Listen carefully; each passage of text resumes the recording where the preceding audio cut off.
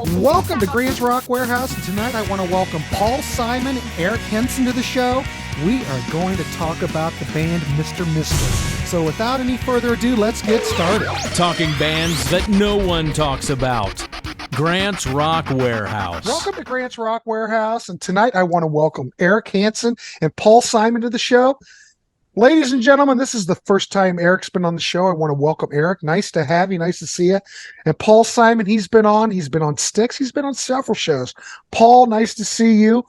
But these gentlemen here tonight, we are going to talk about the band Mr. Mister. If anybody remembers Mr. Mister, they're always in that sweet spot in the 80s, you know, always had those hits, kind of, what would you describe Mr. Mister as? Pop. Yeah, pop rock, but they had some great hits. Consisted of Richard Page. Now, if anybody's kept track of Richard Page, he did a lot of session work, a lot of vocals. He did a lot of background vocals for REO Speedwagon. Check out the liner notes. Richard Page is always listed. But he was also in a band called Pages, and we'll have Eric talk about that a bit. But he was basically a studio musician. You look at that, well, I'm just going to say, you look at the Pages records, they put out 2 or 3 records, all studio musicians playing on it. It's basically like a mini Toto. I'm going out there on a limb, mini Toto. But Richard Page, big studio musician. I had Steve George on keyboards, backing vocals, Pat Mastellato on drums, who now plays in King Crimson, by the way. Killer drummer. In fact, this is going to be a side note, but I saw Pat play in Dayton about it, well, it was a year and a half ago with King Crimson. Oh, wow. My God. Incredible. King Crimson was so good. So anyway, just saw Pat recently. Steve Ferris on guitar backing vocals. And like I said before, they were the successor to Pages, and that was fronted by Page and George. So it's kind of, Pages kind of where everything started. But like I said, we're going to talk about these bands. They put out 4 records, very limited catalog, but we're just going to do a general discussion, just kind of have a little discussion, just talk amongst the people. All right, so I'm going to throw it over to Eric. Eric, like I said, welcome to the show. Let's start out with Pages. I have both of those CDs that came out, and they're very, what would I call it now? Back in the day, you would probably call it more easy, light rock, or maybe yacht rock now. But Eric, what can you tell us about those Pages CDs or those Pages records? Yeah, thanks for having me on, Grant. Appreciate it. I'll actually step back in time just about a year or two before Pages started. Steve George and Richard Page kind of were childhood friends.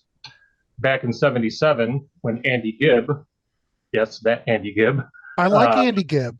I have no issue with Andy Gibb at all. He was hitting it big with his hit, I Just Want to Be Your Everything, and he was looking for a backing band. Great track.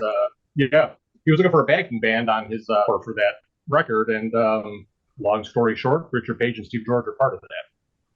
I did not know that. Yeah, flash forward about a year or two, they're in the studio recording the first Pages album, which was Pages in 70, what I got written down here, 78. And Pages is probably kind of like a jazz fusion pop. Think like Steely Dan meets Toto meets Mr. Mister. Earth, Wind & Fire. You had Philip Bailey on that one, I know. Oh yeah, it was like a lot of session musicians. Lukather was on there. Lukather's playing guitar all over those records. Yeah, right. Jeff Porcaro from Toto, Tom Scott from the Blues Brothers, LA Express. So that album didn't do much. Well, neither album, they just kind of sank without a stone. Yeah. Well, I think, correct me if I'm wrong, Eric, but both came out on 2 different labels. One was on Capitol, and I think the other one was 3 labels. The only one I own is this here one. Wait a minute. I've got that. That's the Japanese import. Yes. And then I've got another one. God, I'm in Florida, everybody. I don't have it in front of me. We'll get you there. All right, thank you. Yeah, the first album was actually called Pages, and then their second album was Future Street.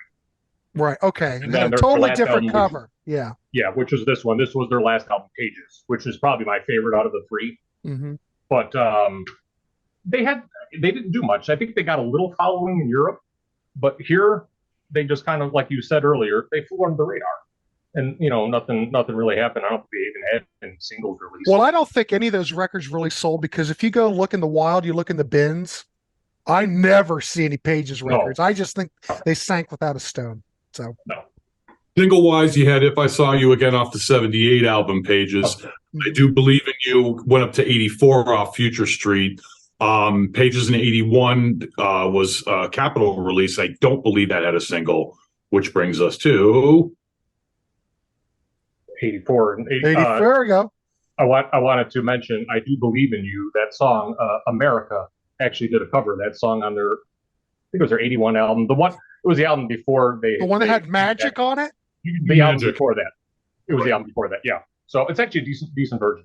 But so nothing really happened there with Pages, and they decided to go more of that pop rock commercial avenue. Started recruiting some guys. That's where Pat came in on drums, and then Steve Ferris. And Steve Ferris, right before this, he was with touring with Eddie Money on his what is it? What they were talking 82? Yeah. Where's the Party? Yeah. Somewhere around in there? Yeah, it was the album with Think I'm in Love and Shaken. I know I have it written down here. The Pink album cover. No Control. No Control. No Control. Okay. So Steve's on that record? He only did the tour. He just did the tour. Okay. He just did the tour. Okay. And I'm gonna take you guys back a little bit. Pat did the drums. Remember Martin Briley? Salt My Tears. He was the drummer on that. That's a good record. But Salt My Tears, love that song. I never get tired of Salt My Tears. Martin Briley, there's a show right there. Who's talking Martin Briley? Well, gentlemen, nobody. Ladies and gentlemen, today we're talking briefly right now. But yeah, love that stuff. Martin Briley, holy crap. Yeah. Pat pretty much was a studio guy too, right? Yes or no? They all pretty much were sessions. Steve Ferris, on the Creatures of the Night album by Kiss, did the killer guitar solo on Creatures of the Night, the title Creatures track. Of the Night. Yeah. And he actually was called by, I think Paul Stanley called him and offered him, hey, can you sing? And Steve wasn't that big of a singer, so they're like, you're not a good fit. And Steve's like, okay. He just went on who else he recorded with at the time. You hit it on something earlier, Grant, that you'd be surprised how many albums all these guys were on. Very, very Toto. And some of them. They're like another Toto. No one ever brings that up, though. Yes.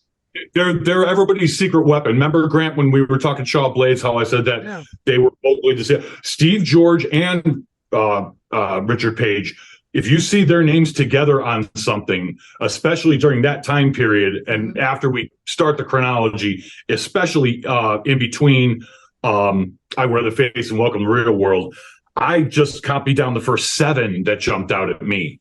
They're everybody's secret weapon vocally, and then compositionally between John Lang and who we'll get to and Richard Page. That's going to fill in another gap of time when we get there. But that's why they were the most.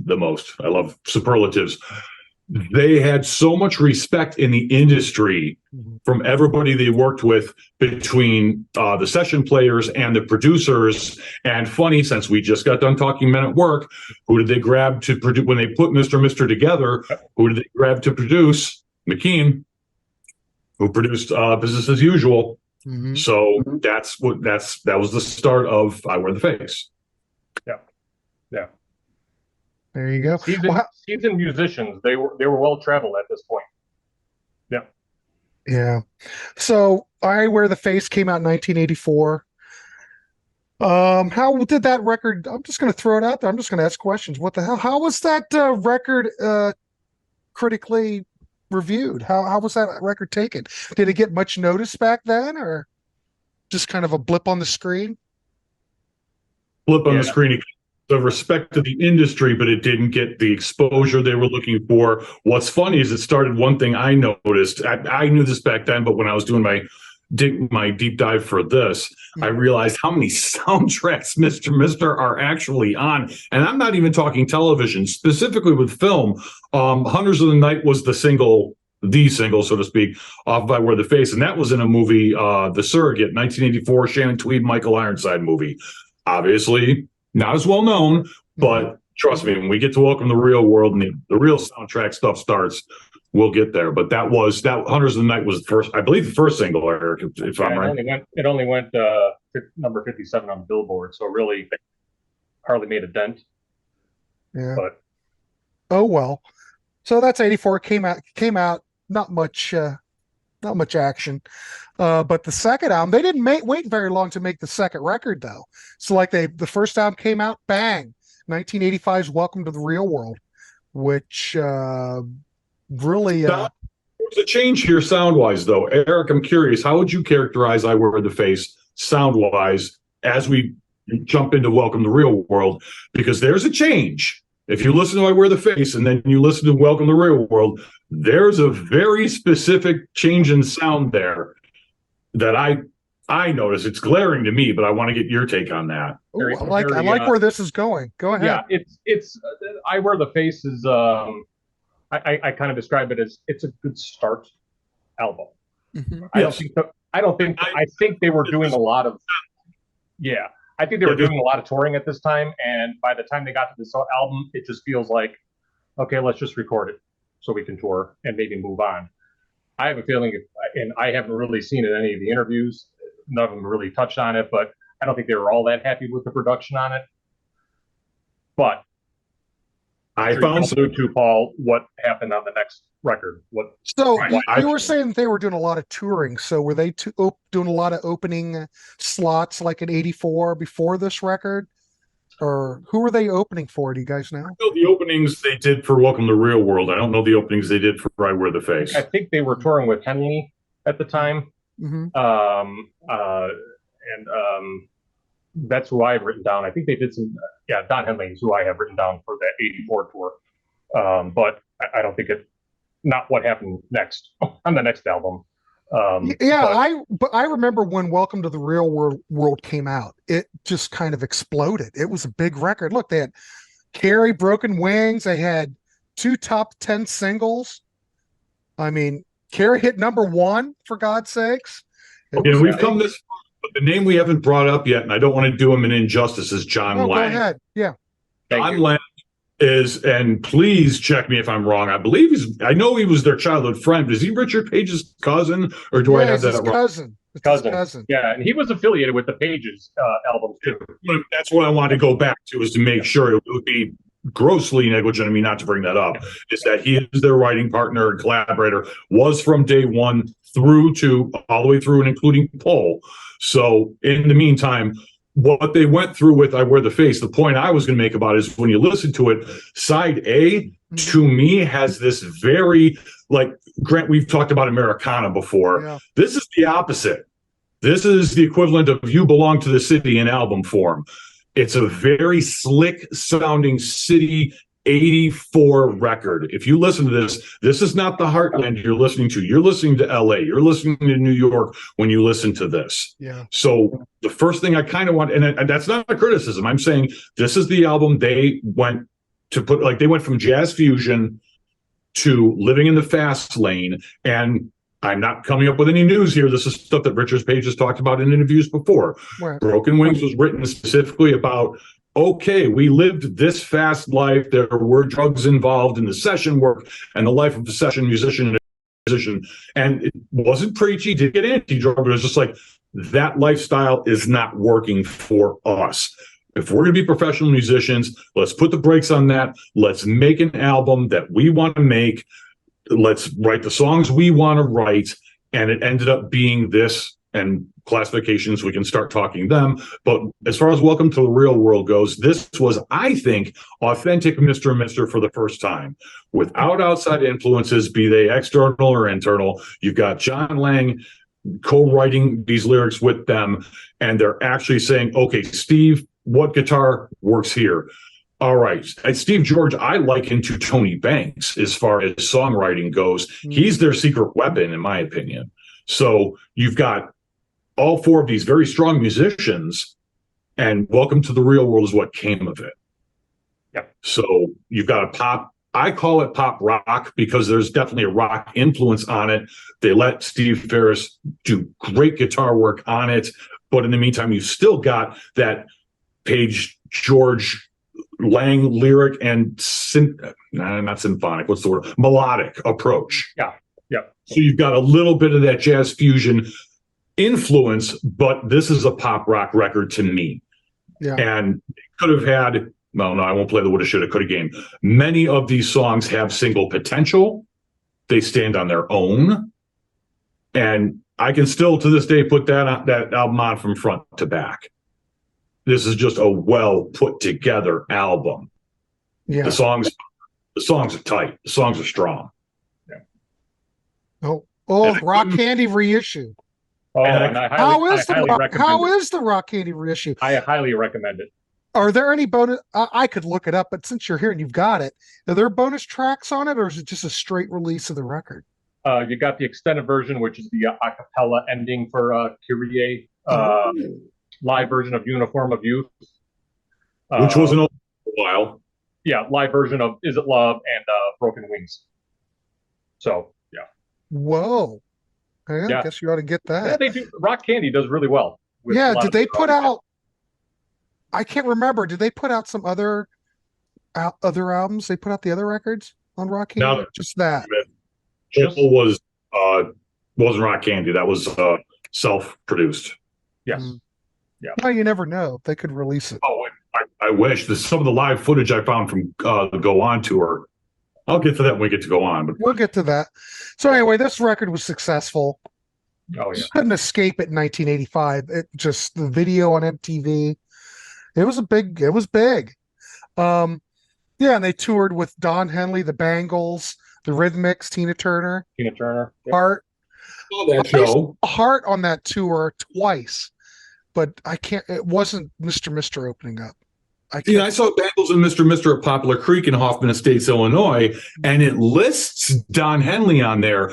I just yesterday contacted the historian for the Village of Schaumburg because I don't like memories that aren't popping the way they should. Mm-hmm. And she said, no, Bangles and Mr. I'm like, great, because all these sites, including Setlist FM, were listing that as a Don Henley show. I'm like, I'd remember. I was 13, but I'd remember. You'd remember. Opening Mr. headlining show. Fantastic show. It was one of my first concerts ever. But what a show. And that's also where they started popping up on soundtracks everywhere, too. I might add, because, and not just Broken Wings and Kyrie, because you had Tangent Tears was in the movie Touch and Go with Michael Keaton and Maria Conchita Alonso. Don't Slow Down was used in A Fine Mess, Blake Edwards flick. American Anthem, Run to Her. So it's, they were big. Yeah. Well, real big. So that kind of leads us up to the third album, Go On, which was not a commercial success. Now I'm going to throw this out as a question. Do you think that, because like I said, this was a big record. You could not escape it. I probably might even say it could have been overplayed because, well, it was played a lot. Because this one had such a shelf life.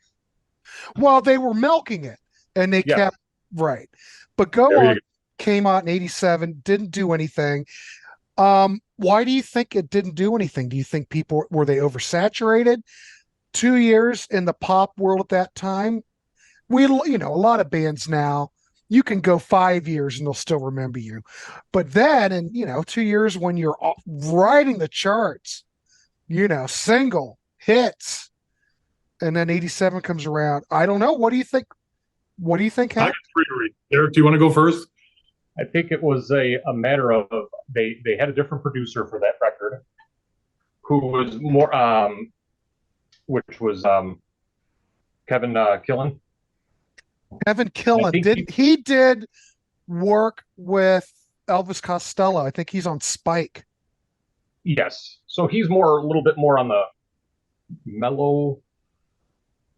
I'm going to go spectrum. Yes, I agree. So, and so that's kind of how Go On was recorded. I'm not saying it's bad, but compared to its predecessor, it's a little bit more of a mellow record. And I think Well, it just, that's like, not necessarily bad though. no, But I think it just, even though they released, something real, Healing Waters was released. For Grammy. Yeah, Stand and Deliver from the movie, which I don't think I think it only I don't think it did much here in the States, but I think it just lacked that big hit. That's one of my three. It didn't have the so broken. if you look at any of, I mean, would you think Stand and Delivered would be the most what do I want to say? Stand and Deliver, probably one of the, well, yeah, what would you pick as a hit off a single off of this? Part of where I'm going with this. Okay, go ahead. Matured past their audience. Say that again. What was that? I think the band matured past their audience. Oh. Because follow my logic, and I'm not saying I'm right. I could be wrong. Welcome to the Real World had only 18 months. We've been talking about how much it's this, how much it's that. A lot of superlatives here, all earned. This is not a criticism, but it's exposure. You nailed that one. A lot of exposure. In the meantime, in between, counting the tours, and first the opening slots and then the headlining gigs, in between, we had, oh no, my apologies. My between list was actually for between I Wear the Face and Welcome to the Real World. I'm not going to go backwards. So at any rate, but in that 18-month time frame, then they come out with Go On. And when I say they matured, the writing, remember what I said about how the whole idea for Broken Wings and all that, and the kind of the lifestyle. Now look at the compositions that we know they're responsible for. Then if you actually watch, there's a great concert they did in Chile in '88. It's on YouTube. You can find it, and it's actually a publicized show because there was a minor political incident with Richard Page making a statement, simply being in support of the artists at the time and then with Pinochet's regime going on, etc. You can look it up. But point is, there was a bit of an incident and it made national headlines. My point is, I believe that they were matured. If you look at the songs on that album, Bare My Soul, Control, The Tube, the themes that they're exploring on Go On are all about spirituality. At that point, John Lang, their primary lyricist, he'd been reading anything he can get his hands on spirituality wise. If you watch even, Broken Wings being the big one, but if you watch that 88 footage, the crowd is like actually swaying to that. So now you're talking a band, Welcome to the Real World, even though their big hits were Kyrie and Broken Wings, and they didn't want to be classified, they said in interviews, as a Christian band or even spiritual. They were avoiding labels. But when you come out with like the poppiest song on the album was the single, I'm no A&R person, but you're going to put out something real inside you as your single, because when you've got Healing Waters, which was up for the gospel Grammy, I might add, and is an amazing song. Like I said, this is not going to be a criticism of Go On. I love this record. But these themes they're exploring at the same time that came out, it came out September 8th of 87. Here's that week in Billboard history. Here's the top 10 albums that were on Billboard. Okay. Number 10, Beverly Hills Cop 2 soundtrack. Number 9, Joshua Tree. Spirituality. The slot's already taken, gentlemen. Okay. Who's That Girl from Madonna? In the Dark from Grateful Dead. Bigger and Deffer from LL Cool J. Bad Animals from Heart. Hysteria from Def Leppard. La Bamba soundtrack. Whitesnake from Whitesnake. And number 1 album in the country at that point was Whitney from Whitney Houston. Yeah. Now, here's Go On from Mr. Mister. Where does it fit amongst those? Yeah. No. Yeah. I thought the songwriting you mentioned, Healing Waters, very inspiring lyrics. Absolutely. I love the album, but they matured, and this music. And then I don't know, Eric or Grant, maybe you do, but as far as, and I don't want to get too far ahead, but as far as Steve Ferris leaving after Go On and before Pull could be truly written, recorded, and then not released. Right. But it just seems like they had shifted. And the only word I could come up with after repeated listings is they matured. There's the songwriting is definitely different. During that Chile concert, I want to throw this out there too. There is a fantastic, they do an awesome cover of Higher Ground with Richard and Steve George trading off on lead vocals. Yeah. But that's the band. In other words, they weren't forcing a message on somebody, but they absolutely had one. Yes. Yeah. So Go On is not a commercial. There's maybe the word I'm looking for is Go On is not a commercial release in the same feel that Welcome to the Real World is. That's why I say and that was only 18 months. That's too much for the average rock pop listener. Mm-hmm. I think they're asking too much. Well, to me, it just seems like all this growth took place rather quickly. Okay. Oh, yeah. Most bands would put out another record that would probably be kind of similar to the hit record. Most bands before they start to stretch their legs, but Mr. being that these guys are all studio cats, they're, they can play. Okay. We produced a pop record. All right. Yeah. But still, we have a lot more we want to discuss. And they're running at a different clip than most bands. So probably the public was expecting a repeat of the second record. They didn't get it. Go On songs on the Welcome to the Real World tours. Mm-hmm. They were playing something real in 87 before Go On came out, when they were still doing live shows, late 86, early 87. They were playing something real. They were playing Healing Waters, and I'm pretty sure they were playing Stand and Deliver. Yeah. Before probably had a lot of. Do you think any of this were leftovers from? They were leftovers. Well, that's not necessarily bad. We looked at Supertramp, and Crisis is a lot of leftovers from. Yeah. So here's our commercial material. Welcome to the Real World. Now here's the album and I'm not saying they didn't want to make Welcome to the Real World. I don't want to misrepresent that. But I'm saying, Welcome to the Real World, here's our album. We think this is the most. And there's no shame in that. They said they want the high chart ratings. They want to sell more albums. Of course they do.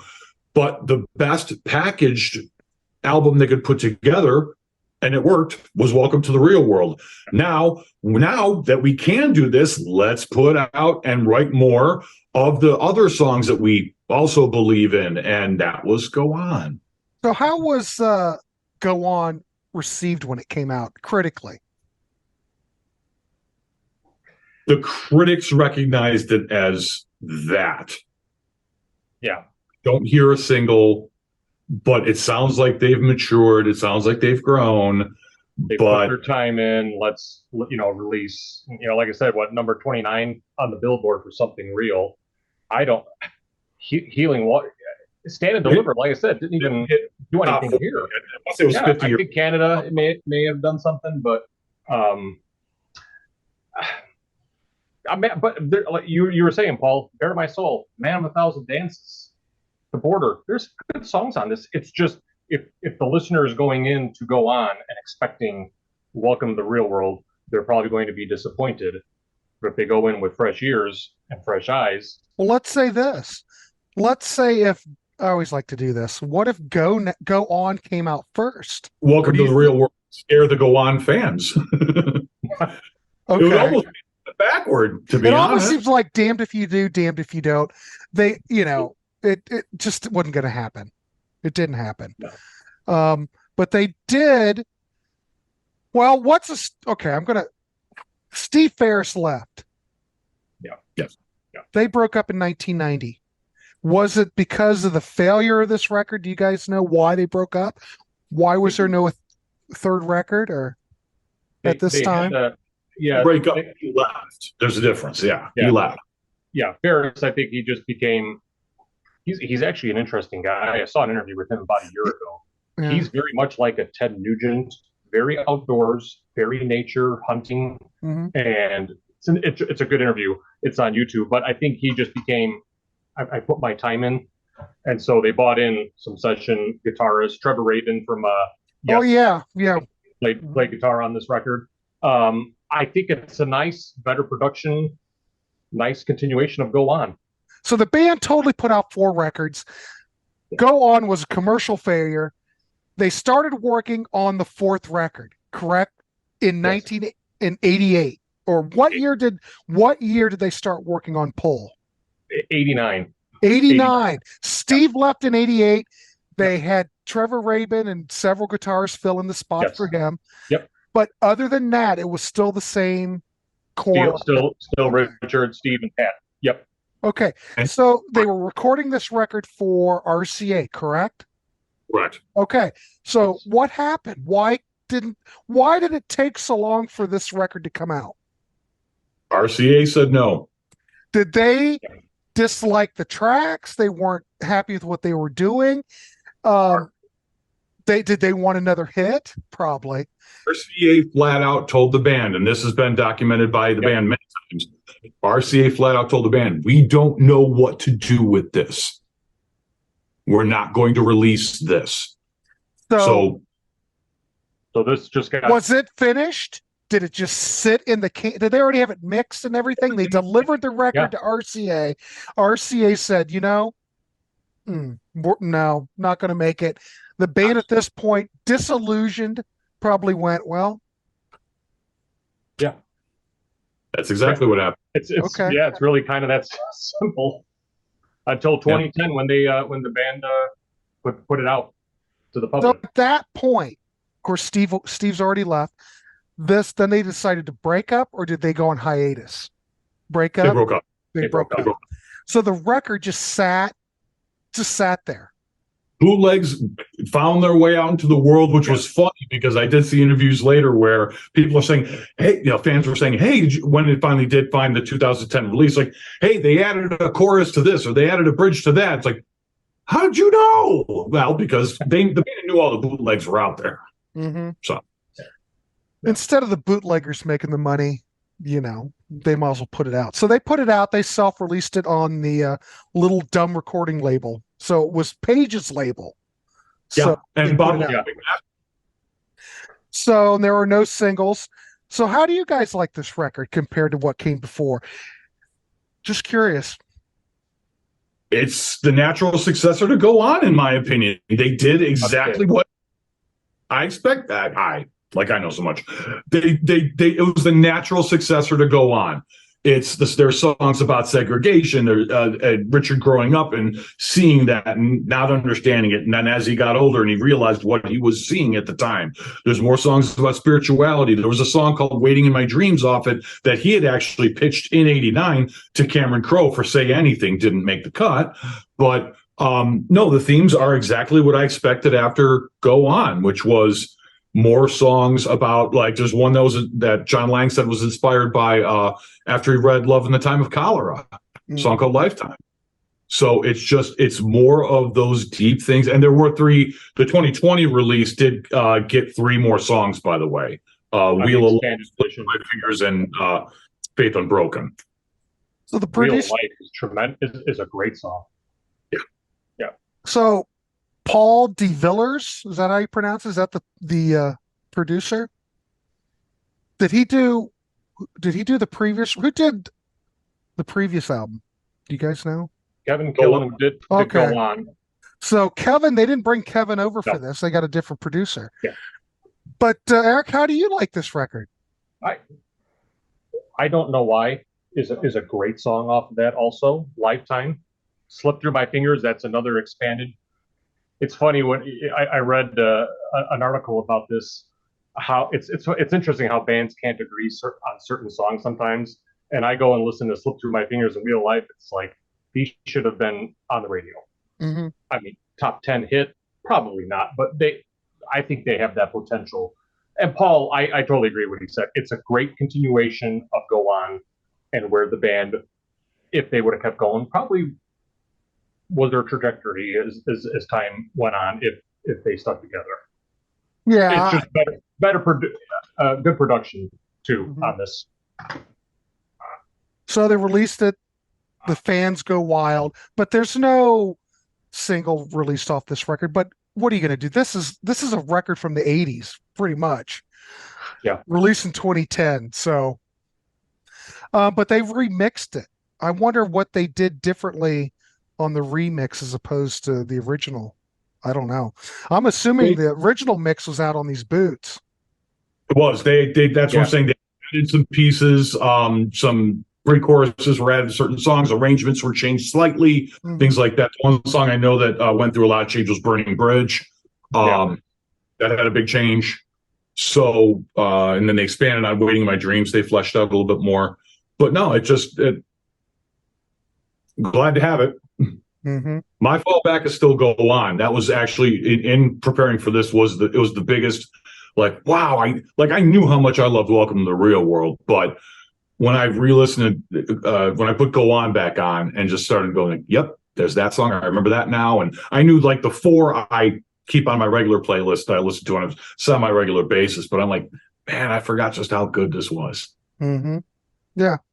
Well, I see here that Tim Pierce, because of those 3 tracks, how many tracks did they add? They added 3 tracks to the record? Yeah, Tim did, the 3 from 2020. Tim Pierce was on those 3. And Tim's another studio guy, but he also used to be Rick Springfield's guitar player. He'd go out on all those RCA records. Tim Pierce is all over this. And he was in Rick's touring band. They were buddies. Yeah. But yeah, Tim's a great guitar player. Yeah. But yeah. Let's say this. Let's say someone's looking to get into this. Some Mr. Mister. Where should someone start? Depends on what they like. Wouldn't you say, Eric? Yeah, if they like the pop, if they want that catchy, immediate, accessible, Welcome to the Real World is the go-to. They want a little bit more introspective, a little bit more musicality, if that's the right term. I Wear the Face, Go On, or Pull. Because I think even on this record, there's still similarities. I Wear the Face to Go On and Pull. It's still on that lines. I think. Yeah, they were really going. They were going for that hit on which they were successful with the second album. I'm just curious. I just would assume that probably Mr. Mister, I'm a Face, Go On. That's probably the real Mr. Mister. Probably. The record company probably went to him after that debut album that sank without a trace and said, boys, we're going to need a hit, So, well, they gave him a hit. And you've got to remember, they had the critical and professional credibility, because, again, that's a word that kept going through my head as I was going over this. You were talking a seriously pedigreed group of individuals here. Well, they're like we said, they're like another Toto. Yes. Toto's a different animal, but still, all these guys come from that background, I don't know. Yeah, I bet you they probably went to him and said, well, we need some singles on this one, I don't know. Maybe RCA had a love-hate relationship with him. I really don't know. There's not that much out there on Mr. Mister to find to, really look into. But if you look them up individually, and especially, like I said, what I did was I went to the composers database, and pulled up Steve George and Richard Page, and it was ridiculous. There were 790 something credits for Richard Page. Well, I know Richard Page was a machine. Him and Billy, help me, wrote "I'm a Virgin." Billy Steenberg. Oh, help me. They did a lot. Richard Page and Billy did a lot of background vocals together. I mean, that's who was singing on a lot of that REO Speedwagon stuff. Look for Steve. That's my point with Steve George, was look for his name, because he's right there with them every time. That's the one. That was the big surprise I found, and I didn't know, I'll admit, was just between 84 and 85 alone. And this is just the first ones that jumped out at me. This is not a complete list. Wheels Are Turning, REO Speedwagon, Self-Control, Laura Branigan, the St. Elmo's Fire soundtrack, pretty much anything David Foster had his hands in around that time. Unguarded from Amy Grant, Isolation from Toto, In London from Al Jarreau, Oxymana from Kenny Loggins. That was in between I Wear the Face and Welcome to the Real World. Yeah, they were playing a lot of sessions. It's amazing. Philip, Richard Crow, Kenny Loggins, Steve Lukather, Mike Baird, names I don't even recognize, and I'm sure you both do. Ralph Humphrey, Paulino DaCosta, Neil Stuppenhaus, Mike Baird. Just insane. They've worked with everybody. Richard Page and Steve George alone, just their background vocals. Geez, they played, you mentioned some of Dionne Warwick, Al Jarreau, Sammy Hagar. Sammy Hagar, Celine Dion. Oh, they were on a couple of Total Records. Molly Hatchet. Yes, They even did. Well, you know you've made it mentioned, if you're singing with Molly Hatchet, for God's sakes. Yeah, and you mentioned even about the band with the spirituality. They even dipped into. They played. There's a album I grew up with in the Christian industry called "Come Let Us Reason" by an artist called Roby Duke. Very similar to like a Christopher Cross. Who is it again? What's the name? Roby Duke. Roby Duke. That was the Christian artist. Okay. They sang background vocals for Michael W. Smith. They were the background vocalists for "Shout Out the Devil" by Motley Crue. Wait, what? Really? Yeah. Nuh-uh. Get up. Yeah. Oh my God! There you go, kids.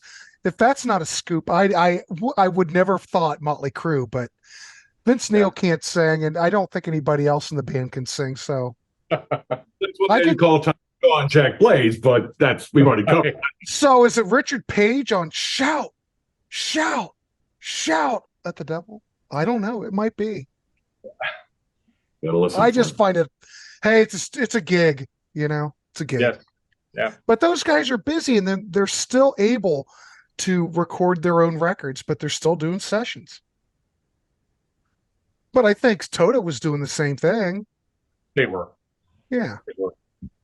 And it's interesting how they went. We were talking about Welcome to the Real World. Toto did the same thing with their fourth album with Africa and Rosanna. Their next album, which arguably may be my favorite from them, Isolation. Yes, they had a new lead singer with Fergie Fredrickson, but it flew under the radar. And it's just like, what happened? They won Grammys in '82 for their fourth album. Then here comes Welcome to the Real World, and then go on. Oh, yeah, it's Mr. Mister. What else is out there? What was it? Kimball? What was Bobby? Yep. Bobby Kimball. Yep. I think he had a lot to do with their sound, though. Yeah, he did. And not taking anything away from Fergie or even Joseph Williams. Bobby, yeah, he's got a great record. I mean, if you're used to Toto, those Bobby Kimball vocals, you can't. I'm just saying. Yeah, the guy had a set of pipes, and I'm sure. But maybe that was just enough to change people. But okay, I know we're on a tangent, kid. We always go on tangents here in the Warehouse. So Toto 4 came out. How long was it before Isolation came out? Do you guys remember? No.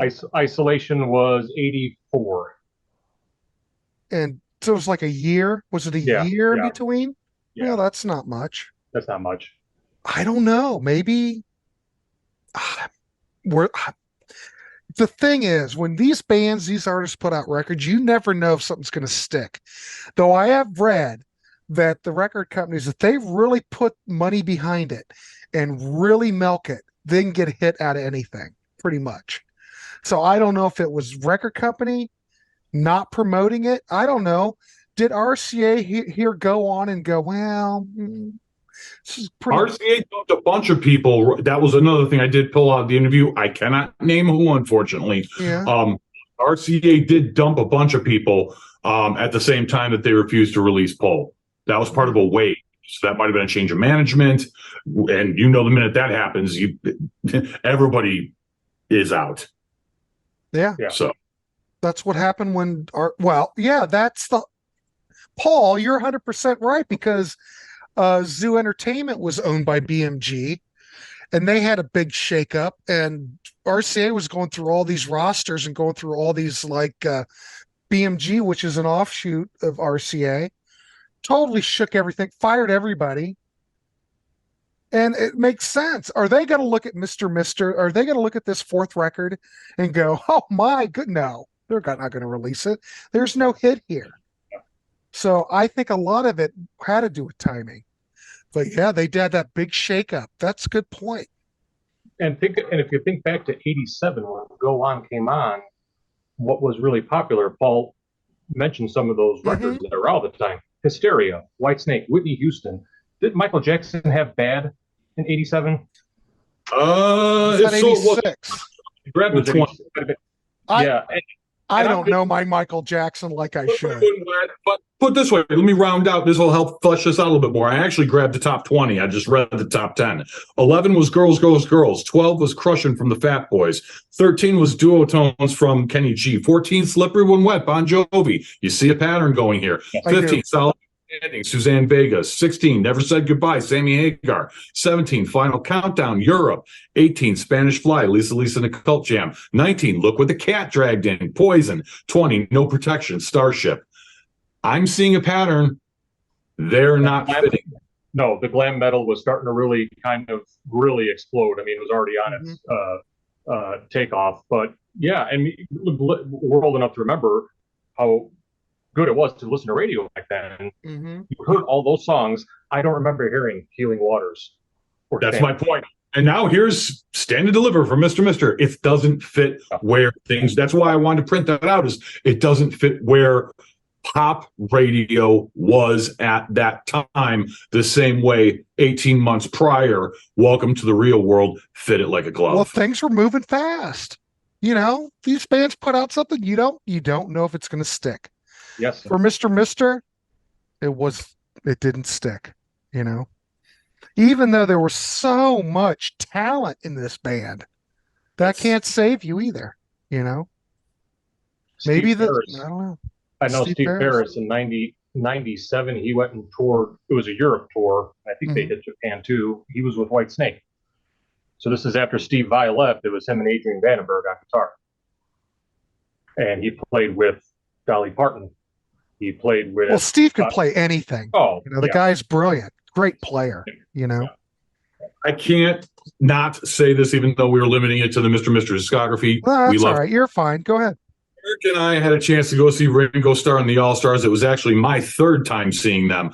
But I got to tell you, Richard Page and Steve Lukather, Richard Grant, good Lord. Richard Page and Steve Lukather. You know what? Paul, the brain is a terrible thing. I know. It must be stopped. On stage together, here's my one. I do it once an episode, so Grant, you're used to this. My one heretical statement. Love the originals, not saying a thing against them. But what I do have to say is at least the 2012 lineup of Ringo Starr and the All-Stars, where you've got Greg Raleigh, Mark Rivera, Todd Rundgren, you got Luke, you've got Richard Page, you got Ringo, you've got Greg Bissonette on drums. That version of Broken Wings with 5-part harmony, especially with, no offense to Warren Ham. Warren Ham is fantastic. But when they had Mark Rivera from Billy Joel's band, that 5-part harmony. And Todd Rundgren on vocals too? Come on. I saw that lineup once, and then Mark Rivera left to go back to Billy Joel and his work there, and brought Warren Ham in, and that's who Eric and I got to see. Am I correct with that, Eric? Or am I wrong on that show? It's this DVD. It's the Ringo Starr. It's Go the Ryman. But yeah. Oh, the Ryman? Okay. Yeah. That's the lineup.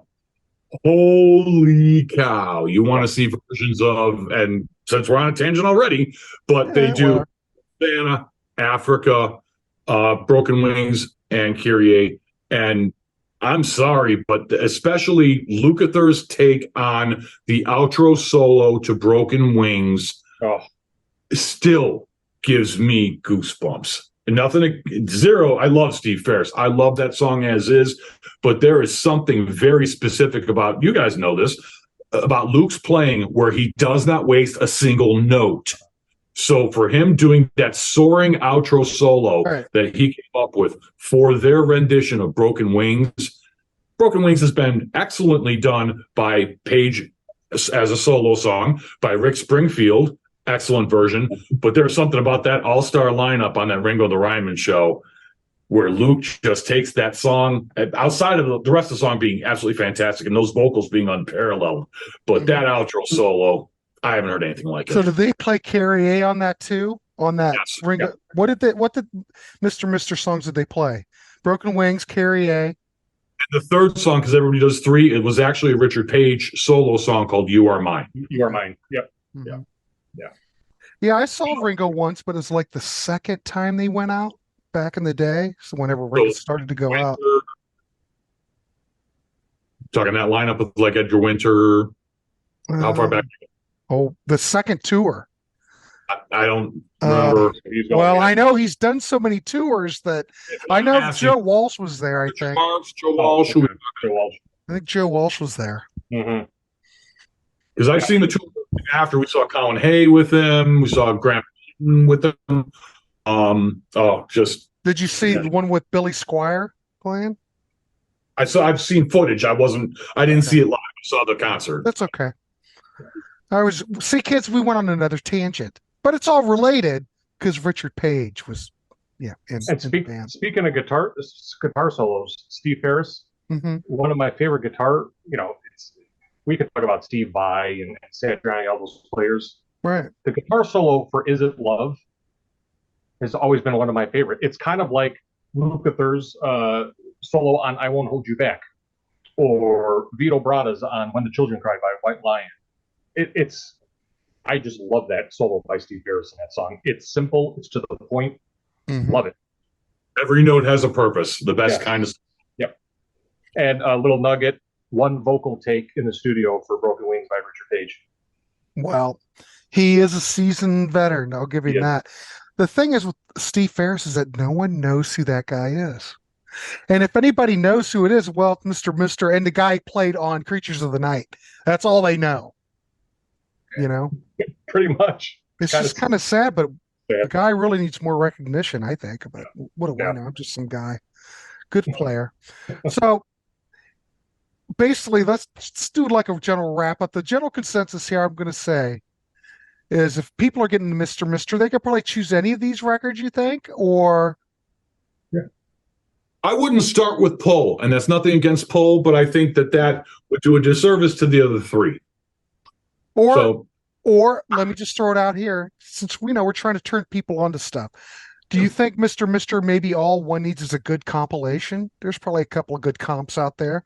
Does anybody have a recommendation or know of what comps are out? Recommend. I think a comp would do, but I don't know which one to recommend. Yeah, because they're going to just still have. I mean, they're going to have purity rate. I can't talk tonight, guys. I know. Me too. Sorry, everybody. We cannot talk for some reason. The new mouth. We'll get there. Yeah, they've got quite a number of compilations out there. I can't recommend one over the other. So you would probably say you might as well just pick up the catalog. If heck, you could probably get it pretty cheap. Oh yeah. Start out anywhere, it doesn't matter. And I do think that I don't want to do a number scale on all of them by any stretch, but no, we don't have to. No, but I don't think there's a single filler song on Welcome to the Real World. Not one. I do believe every song does stand on its own. You have to admit they hit it out of the park on that one. You have to admit. I'd say probably start there, and if you like that, venture out and see what you can find. Probably their most quote-unquote rocking record. I am going to say this. Now, I always bring this up because, I do like physical media. I like going through the bins. I like buying stuff, okay? It's the only thing I buy are like CDs, cheap. You used to see Mr. Mister back in the day in the bins quite a bit. You know what? You never okay, maybe in Ohio, I don't see anything anymore. It's weird. You used to see Go Now a lot. You could see it in the dollar bins. It's disappeared. Just weird how things work. Certain records you see all the time. And most of Love Goes for Welcome. And nothing against I Wear the Face or Pull, but Go On is such a strong album. It really is. Yeah, you don't see it anymore.